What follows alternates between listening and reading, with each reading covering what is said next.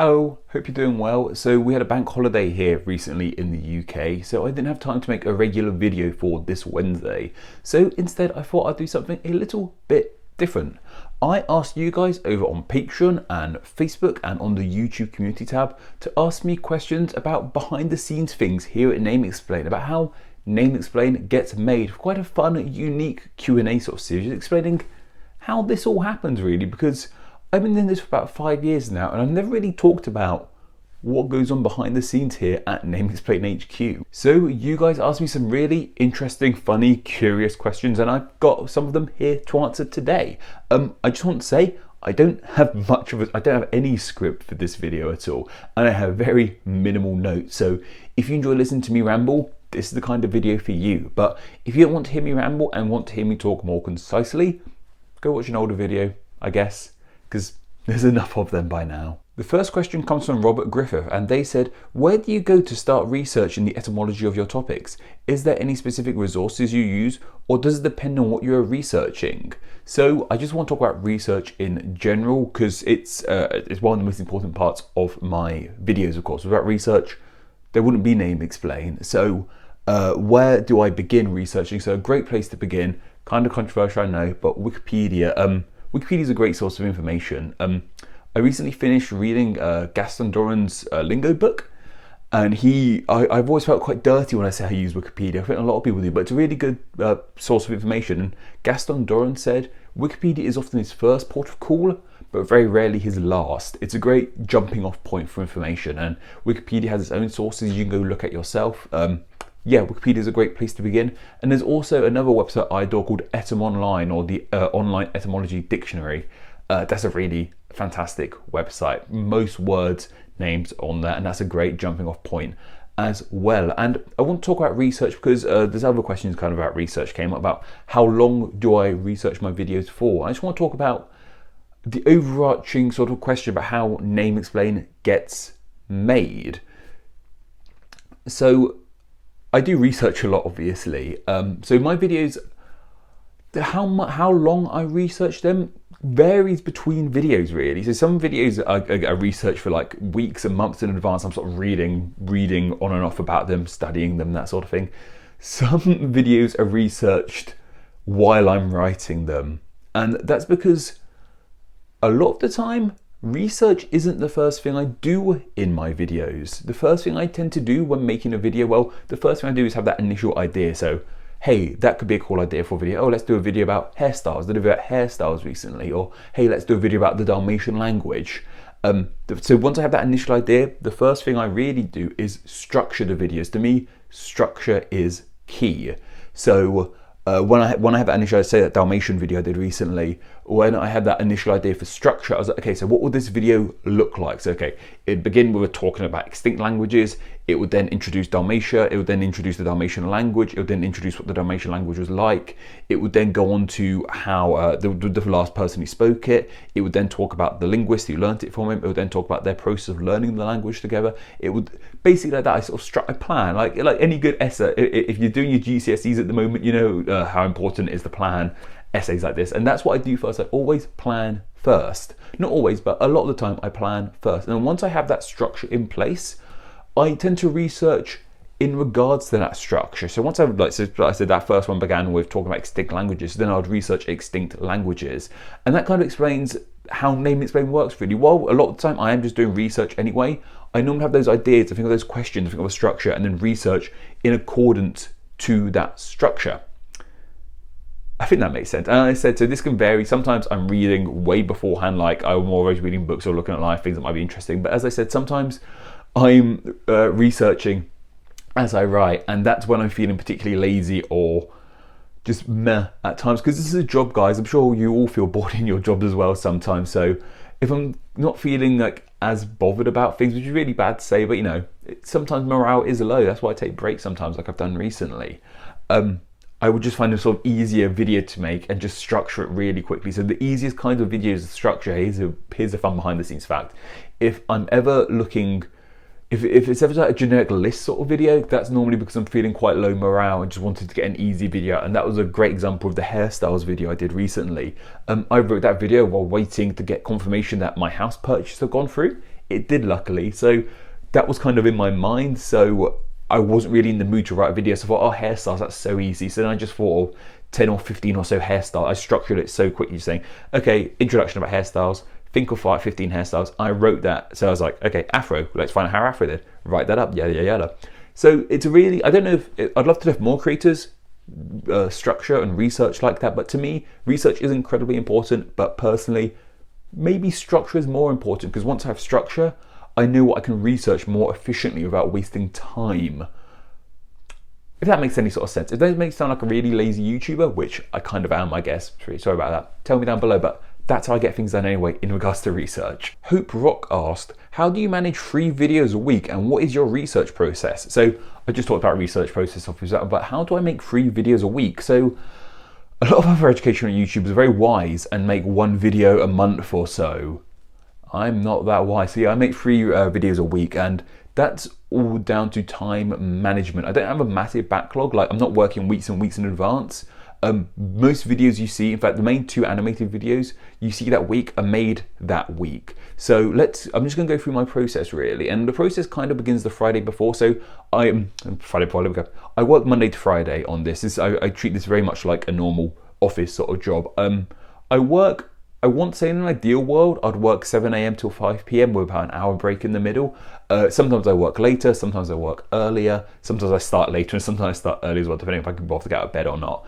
Obviously, this is all self-employed work, so it's you got to be in that mindset, I've got to work, because if I don't work, I don't get money. A lot of people say, God, how do you do that? How do you spend all day at home? Obviously, a lot of people are spending all day at home now anyway, but I feel like, how do you will yourself to do that? I'm like, well, if I didn't will myself to do it, I wouldn't be getting paid. So, in an ideal world, 5 days a week. So I'm going to start with Monday actually. Let's start with Monday. It's a good place to start.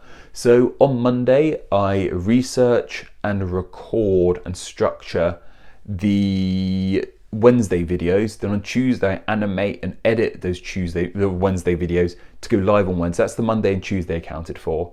Then on Wednesdays, I do that process again, but for the Friday video. So on Wednesday, I structure and research and write and record the Friday video. On Thursday, I animate and edit the Friday video, as well as also on Thursday, I do the Patreon blog as well. And there's also loads of other stuff going on in the background. I'm answering emails, checking social media, all that sort of stuff. That's kind of just happening in the background. So they're ready as 2 animated videos. Then on Friday, Thursday, I also research Fun with First Names. Then on Friday, I record Fun with First Names, send it over to Amber to edit, and then she sends it back to me the following Monday for it to go live on Monday. And then the whole process starts again, really. It's, like I said, just really strict time management. So writing videos and researching videos, this is going to sound really bad, only takes a few hours or so, and that might make some people go, what the hell? Because like, you need to put more work into it, and yeah, maybe I do, but like I said, it's all that structure based work I do, where I have that perfect structure laid out, and that can take months. It could take months. Yeah, sometimes it can take months. Sometimes I'm working. There's videos I've had since the beginning of Name Explain that I still haven't made. I'm still figuring out how it will be structured. Sometimes they come together pretty quickly. I just write it quite quickly. I know. So it's a really short production cycle my videos have. And I guess in an ideal world, I probably would take longer to make my videos, but I don't know, I kind of like making videos. Something about me, it's gonna make me sound really bad. Basically, this whole video is me explaining I'm a sham. I just want to get this off my chest. I'm not a perfectionist. That's something I want to say. So I think a lot of educational YouTubers are perfectionists, and fair to it, they're much more successful than me. I'd probably be more successful, but I just enjoy making videos. I just enjoy learning things, and I don't want to dwell on things. I just want to get a video out and then work on the next one. That's just how I work. I heard a really good quote, a great sort of line. It's actually talking about children's art called process over product. And it's talking about how when we make children create art, like at nursery or play school or whatever you want to call it, we kind of focus on the finished product more. Well, actually the kids more enjoy the process. They enjoy painting, that sort of thing. That's how I feel. I enjoy the process of making videos. I'm actually not that fussed about the product. So basically I'm comparing myself to a 4-year-old who does finger painting. That's the level we're at here. But no, that's the structure. I guess I work quite hard to get them out. I guess maybe in an ideal world, maybe I should slow down, focus more on production, because sometimes stupid errors get into my videos quite often, more often than not. But that's just how I like to work, basically. That's how I make 3 videos a week, warts and all. If you think any less of me, I won't be upset. That makes all the sense in the world, really. Nancy Moon Smith asked, how did you select your equipment? How long did it take to learn to operate everything? So I'm just going to talk about all the hardware, the actual physical equipment I use to make Name Explain right now. So my main computer is a iMac. I believe it's the 21-inch late 2015 model. So it's getting on quite a bit now. I would like to update. They just released those new iMacs that look gorgeous. I think maybe a couple more years I'll buy one of those, but my iMac's actually going quite strong at the moment. I recently uninstalled and deleted a load of stuff and it's actually sped up quite a bit. So the main iMac is used for just the day-to-day working. That's why I edit my videos, that sort of thing. In regards to the illustrations for my videos, I use a iPad Pro. It's the original model iPad Pro, so that's kind of getting on as well. But that's really great. iPad Pro, Apple Pencil, that's how I illustrate all my videos. I'll talk about the software I use in the next question, or maybe the one after the next question. I'll answer that in a moment. What other hardware do I use? So I use Apple Pencil, iMac, that's the main bread and butter. The microphone I use, so I was using the Blue Yeti for the longest time. I'm now using the Rode Pod mic. That's because Paul suggested this mic to me. I do a podcast, by the way, with a guy called Paul, AD History. Go listen to it, it's really good. I'll make sure to leave a link somewhere down below or something. Go listen to that. You know how I was saying how I should put more work into educating and learning, like put more into it and take more time? AD History is that. AD History is so good. Like how this is more pow. AD History is just like, this is cool. But no, Paul suggests I get the Rode Pod mic and it's a really good microphone. I have a sort of soundboard with that. Is it called a soundboard? A mixer. Paul sent me a mixer as well. He's an absolute audio whiz kid, so he helped me out with all that sort of thing. He really knows audio. It's a really good microphone. I really enjoy it. You probably heard a bit of a difference in my recording more recently. What other hardware do I use? So this camera, I don't actually own an actual camera per se. This is an iPhone camera I'm using. iPhone 11 Pro I'm using. This is the front-facing camera. It's actually a really decent camera. The problem is I film in a really poorly lit area. I do use a ring light, which is just behind me, which if I do that, you can see my ring light there. That's how I light it. Hopefully in my new house, as I just mentioned, I just bought a house. So I sound like such an arsehole just then. Oh yeah, I just bought a house. Yeah, Barry Homeowner here. If you're watching stuff like a mince, you'll know that. So hopefully in my new house, I will look a bit more presentable. Fingers crossed. But I'm also hoping to buy a new camera as well at some point. I do want to buy an actual dedicated camera. I think that's all the hardware I use. So then that ring light is really basic. The tripod I use is really basic. I have a desk from IKEA. I have a chair from Argos. Pretty basic stuff really, I suppose. I think that's all the hardware I use. Like I said, my phone also is used in the day-to-day management of the channel as well. I check the Facebook page in there. I don't have YouTube on my phone. I don't actually watch much YouTube anymore, so I don't have YouTube on my phone, don't have YouTube Studio on my phone, but I use it for emails a lot as well. I often get emails through on my phone. That just works out well, really. That's the equipment I use. And how long did it take for me to learn to use it?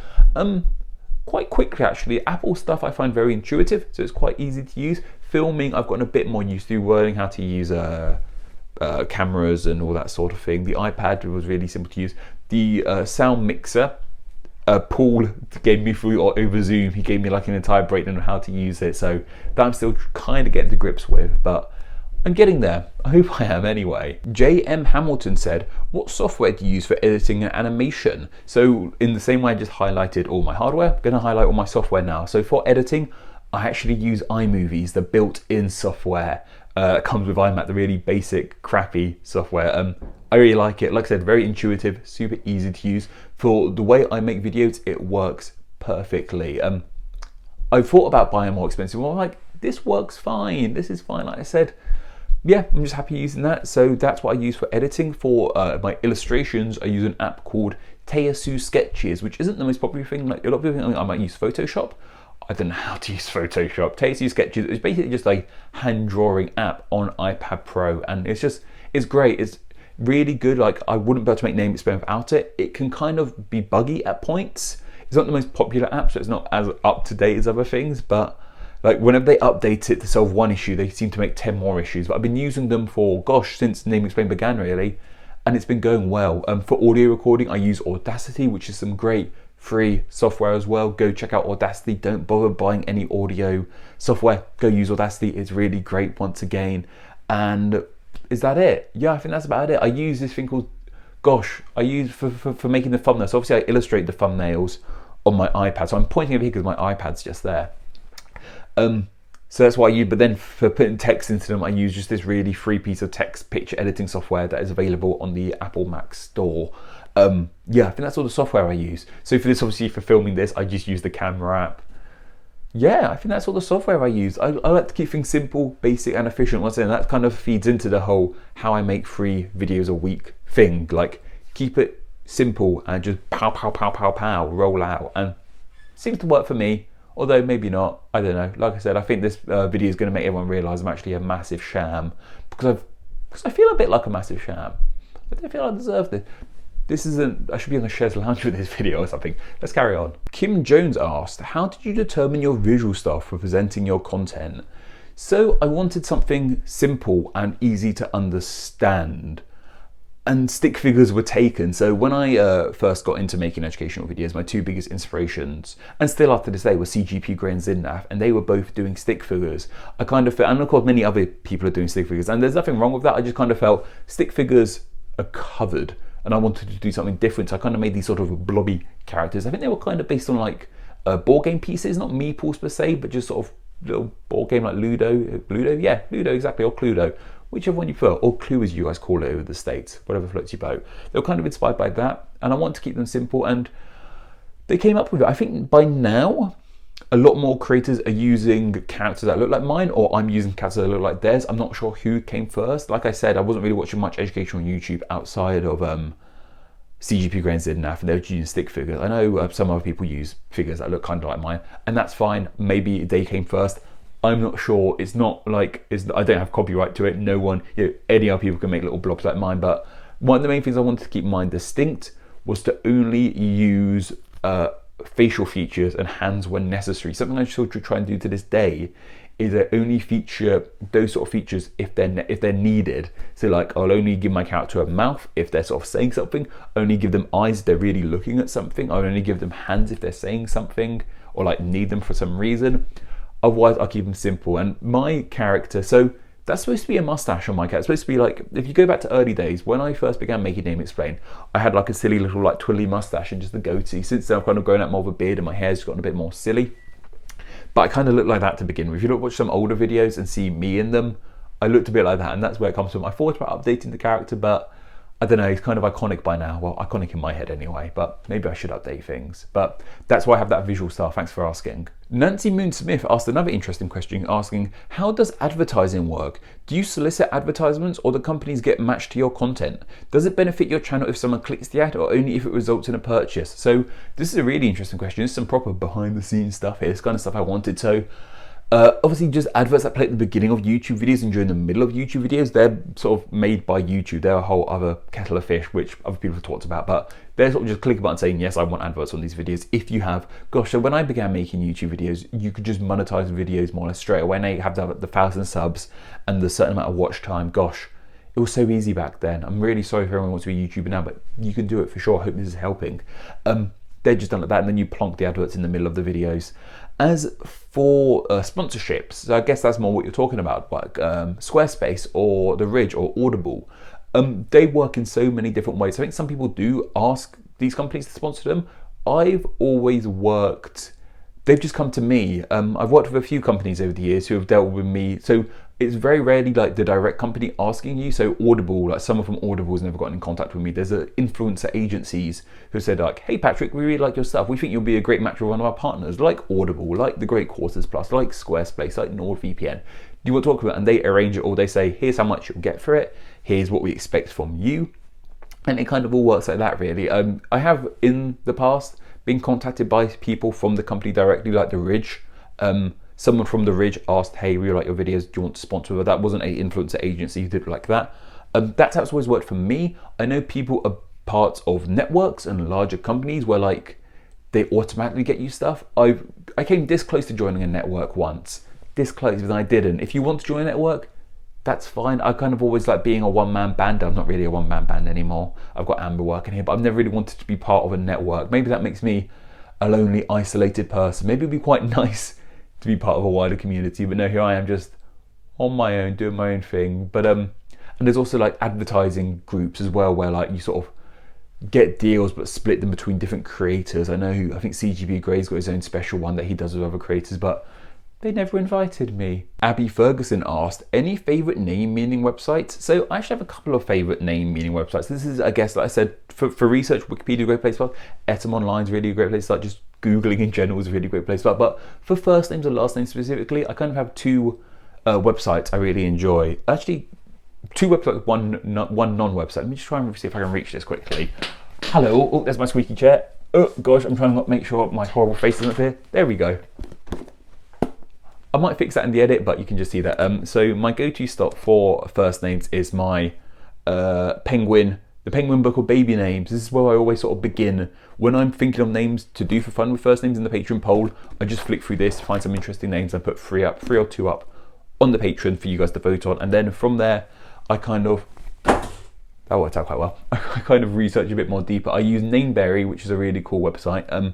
Nameberry is definitely baby name based. Like it says, this name is really popular here. Oh, this baby will give your baby a nice sounding name. That's really cool. They give you a brief etymology and origin of the name. They also use behind the name as well, which is definitely not as baby name focused, but much more in depth. Neither of them are perfect. I always check both of them for fun with first names to make sure their etymologies match up. If they kind of match up, I'm like, okay, that must be the actual origin. They're not making anything up.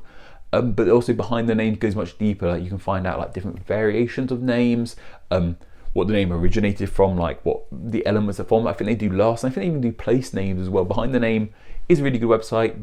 Nameberry is really good as well. And I can tell you, like, do you know how much Amazon suggests baby products for me? Like, Amazon must think I'm a pregnant woman, which is fine. They want to think that for being a pregnant woman, but you buy 1 or 2 baby name books and Amazon thinks you're pregnant or expecting a baby any day soon. I'm not. I must be the only person who buys baby name books but isn't expecting a child. Catherine Pandor asked, how do you fact check when there are only a very few primary sources? So this is a really interesting question. A lot of the information I find is quite niche and hard to find on the internet.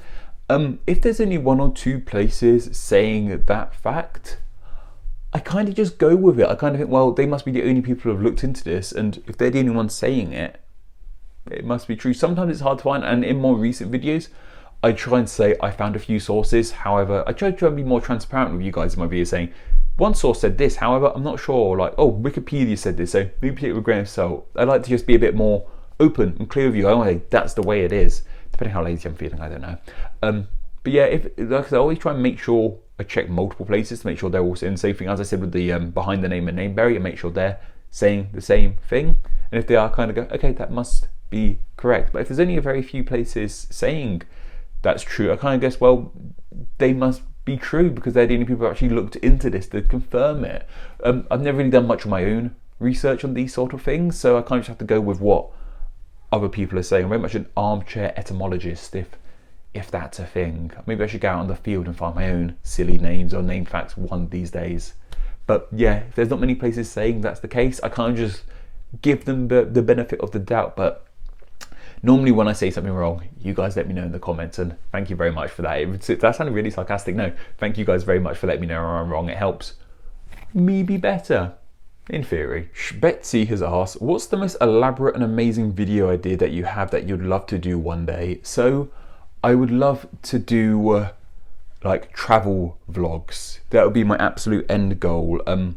I'd love to sort of get Amber, my current editor, because she's a one-woman film crew. She's incredible. I've seen some of the other stuff. She can film, she can edit, she can do all that kind of stuff. I'd like to maybe hit the road, and especially just here in the UK, we have so many bizarre place names here in the UK, and go just visit these places with bizarre names and talk to the locals. Kind of like a Michael Palin, Simon Reeve, Bill Bryson kind of sort of travel documentary, but also like with the etymology language side of it as well. I'll go to these places and I'll talk to camera saying like, look at this weird name. This is where it comes from, and then just go visit, that sort of thing. Obviously that's a huge ask. Maybe if the Patreon money comes in high enough, I'd love to do something like that. They're very much be vanity projects, that's for sure. Take a week off and go just travel, do that sort of thing. That's definitely the most outlandish idea. And then also I'd like to take that like maybe to America or to India, or go all over the place doing stuff like that. Basically, BBC, if you're looking for a new travel host, I'm your guy. Thank you. Brandon Kidwell said, do you think you'll make enough money off of this to hire a full team of researchers one day? Probably not, no. I don't ever expect Name Explained to make me incredibly wealthy. That was never the aim. I just wanted to do a job I enjoyed and not a real job, because working sucks. as long as it makes me enough to earn a living, and that's what Name Explain does right now, that's fine with me. Like, I don't, you know, like you hear about how much some YouTubers earn. I'm definitely not earning that much, but I'm earning enough to make a living, which is really good. That's all I could really ask for. And also, I like researching. Like, I don't think I'd want a whole team of researchers. If I did want to hire more people, it'd probably be more editors. We've got Amber on board and she's doing terrific work. I'd probably hire more like an animator, maybe even a voiceover person. If I could just research and write and not have to worry about all the other faff, I would do that. That's probably why I enjoy doing the book writing so much. Like, even if I didn't want to host these videos, like, I'm really bad at this whole hosting thing. I can't really speak properly. I ramble on for way too long. There could probably be someone way better than me to host these videos. That's something I'd like to know, actually. If someone else were to host Name Explain, I'm not saying that ever would happen, whether on camera like this or the recording side, would you guys be cool with that? Even if it was still me writing behind the scenes, would you guys be cool with that? Because in an ideal world, I think I'd like to just write, because that's the part I really enjoy. Maybe one day, but yeah, there's your answer. No, I think if I could do all the researching and all the writing and hire people to do everything else, that would be cool. And finally, Isaac Zeno asks, do you have any recordings of you doing silly things while making a video? Yeah, so Amber gets so much of that stuff, especially when I'm doing the fun with first name stuff. The amount of times I fluff up or just be weird on camera, Amber has to deal with all that sort of stuff. I'm always sort of flubbing lines or just being weird. Like, I haven't fallen off my chair yet or anything. That will probably happen one day. I want to try and I should try and keep hold of the more silly sort of goofs and keep them somewhere, and like maybe do a goof video one day, just like a blooper reel. That'd be quite fun, I think. Maybe I can list Amber. I think she's still got all the video files for you. Be like, Amber, go check and go put that together. But yeah, I definitely do silly stuff sometimes, especially sometimes in the recorded videos, the sort of illustrated videos. And sometimes I flub lines, but I like to keep those a bit more concise somehow. And I can't cut this out. Every now and then I'll keep a mispronunciation or just a weird sort of fumble in those videos just because I find it funny. But a lot of you guys don't. Like, I've done that. Like, that really broke my experience of your video when you did that funny bit. Like, chill. Like, this is a video on YouTube. Like, this shouldn't be your primary source of information. This is just a silly video on YouTube. Go, if you want to know more about this, go read about it, go research about it. Someone with no qualifications shouldn't be your go-to source of information about things, who's saying things from their basement on YouTube. That's the moral of all this. Don't believe someone who sits in their basement all day talking on YouTube, because there's probably better experts out there who have more valid things to say. That's the message from all this, I suppose. And that's all the questions I wanted to share, guys. That was interesting. I definitely rambled on for way too long. That actually wasn't many questions. I was only 11 or so questions, but I feel like I got a lot out there. I felt quite therapeutic in a way. I feel like I've been wanting to say a lot of this stuff for quite a while, just to get off my chest. My really hairy chest, by the way. Sorry about that, guys. I hope that doesn't upset you all. Just how Name Explain works, because I think it's only fair you guys know how this is all made. I'm sorry it took so long to share it with you all, but that's it. If there's any other changes in the future, you guys will be the first to know, I imagine. Thank you all so much for asking your questions. They're really helpful. Thank you on Patreon. Go support on Patreon if you want to. Like I said, let's get more money on there, and hopefully I can make those sort of travel vlog videos. That'd be really fun. Go follow the Friends of Name Explain Facebook group. Gosh, you know, just the whole jazz. There'll be links down below. Go check them all out. Go listen to AD History. It's really good stuff. Whew. Okay, I better go back to living my sham of a life and making some actual videos now, shouldn't I? Take care, guys. Bye.